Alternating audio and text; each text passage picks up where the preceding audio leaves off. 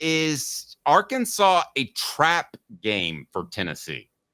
If it was not coming off, look, I don't think it is for Tennessee. I think for all of us it is, but I don't think for Tennessee and their players or Josh Heupel it necessarily is. They don't have the voodoo spooky thing that we all do with the Tennessee-Florida matchup. If all of us that are local or have covered the team for a long time or are fans of the team, if you think about like a junior on this team right now, well, we beat them 2 years ago. They beat us last year. We need to avenge that win. That's probably as far, but we're 20 points better than they are. The line is 20 points right now for Tennessee against Florida. So I don't think they have the same thought process. Now, the Florida game could end up being a trap game if they're looking ahead to Alabama, especially if they handle their business at Arkansas. But you're also coming off of a bye. So you've had a lot of time. It isn't like you're coming off of an emotional win, and then now you're going right into playing this team that you're supposed to dog walk, and then you have a huge game coming off of it. Frankly, for most of these guys, Arkansas is probably a bigger game than the Florida game for them. Even though for all of us, that probably seems a little crazy. We all have this thing that, like, it's not just football when Tennessee plays Florida because, you know, we were here when Will Muschamp was talking about how happy he was that Tennessee fans went home upset. I just don't think for them it is viewed as a trap game because I don't think they view the Florida game the same way that we do. It's on our poll question. Is Arkansas a trap game for the Vols? Yes, better than their record. No, Vols are coming off a bye. Caleb, what say you? And then I'll share my thoughts. Yes, I think it's absolutely a trap game for a couple of reasons. For starters, guys, I think y'all, I've been there. Dave's been there. Will, I'm not sure if you've been there. I'm sure you have. But Fayetteville's a tough place to play with those fans. Arkansas actually has some of the rowdiest fans, and Sam Pittman is probably buying them all Budweiser. So there is that. And we all remember the 99 game where Tennessee was number 2 in the BCS. They actually got up to number 2 ahead of undefeated Virginia Tech. We thought they're a lock to go back to the national title. And then they drop a noon game to Arkansas, 28-24, in a revenge game for them from the year before. It's a dangerous place to play.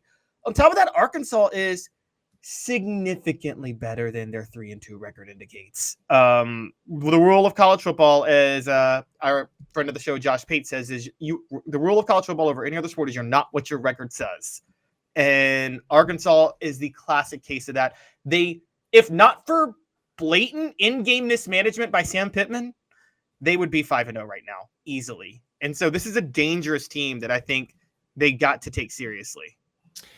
Here are my thoughts, Will, and I want you to play off this if you don't mind. I think every game on Tennessee's schedule is a trap game other than Alabama and Georgia because I believe they are more talented and better coached than all of those teams except for those two. So I think if you're truly a national championship contender, every one of those games are trap games. And if you don't have your mojo right, if you don't take to practice in a mature fashion, there are a lot of teams out there, Kentucky down the road included. Florida's looked better than I thought last week. So, I mean, I think every game's a trap game if you show up and you're not ready to go. It can be like, and I guess I kind of look at the trap game as you're coming off of a big game. You have an opponent you're supposed to beat. You're going back into another big game. And I just don't know that these kids look at it as Florida as a big game. So that's the one thing that I would say. I'm sure they know to the fan base it's a big game, but especially when you're 3-touchdown favorite almost, I think that could be tough for you to say, well, I'm overlooking this team to get to the next team. And that's kind of what I look at as a trap game for them. But I'll agree with you here. And part of this to me, why I think it's a concerning game is styles make fights. We just watched last week, Lane Kiffin decided, I'm going to try to beat you, Mark Stoops, at what he does. And none of that made any sense to me whatsoever. It was kind of like when Ronda Rousey lost to Holly Holm, and instead of just taking her to the ground and breaking her arm, Ronda Rousey was going to stand up and box with her. And I'm like, why would you have the hubris to try to beat somebody at their game? I do wonder, especially with the way Tennessee is played and the style of play, the game plan against NC State and against Oklahoma, Sam Pittman's really good at coaching up front. He is. Their strength and conditioning programs are going to be good under Sam Pittman. So if you walk in here thinking you're going to throw the ball 23 times, run the ball 44 times, this could end up just being one you lose because you were dumb. Like that's because you had a bad game plan. But again, I do come from the Leach school of 50% run, 50% pass is 100% stupid. Throw the dang ball. Now, if they have 3 on the line of scrimmage and drop 8 in the coverage, you got to run the football, do what you got to do. But this is a game that I think they are well coached enough. I think Taylor Green's a good enough player.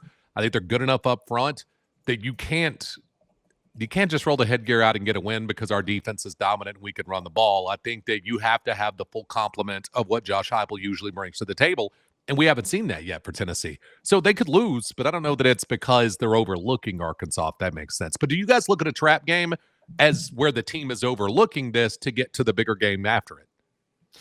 I think you have to be careful if you're Tennessee that you're not overlooking everybody for the Alabama and Georgia game. I guess that was my thought there, because it's hard not to watch that game on Saturday, especially an off week as a player, and say, man, I can't wait to play those guys. But whoa. You've got to get a lot better before you get to that point, and you've got to beat teams before you get to those games. Yeah, I would say that that's a great point. And also, I think, Will, you bring up a point. A trap game is more, I do say it's overlooking, but I say the teams best equipped to catch you off guard when you're overlooking are the teams that like to make a game ugly. And that would be Arkansas. The most standout one to me is Will Muschamp, of all people, upsetting Tennessee in 2016 with Josh Dobbs when the Vols were coming off a bye. And wasn't it, 3 years later when Will Muschamp, had a 4-8 team, and they somehow upset Georgia in overtime that year? And if you can make a game ugly, you can be the team. You can be the guy that traps teams. I mean, heck, Tennessee in the early 2000s. How many games did they win on the road as double-digit underdogs? They did that all the time with Fulmer. Go ahead.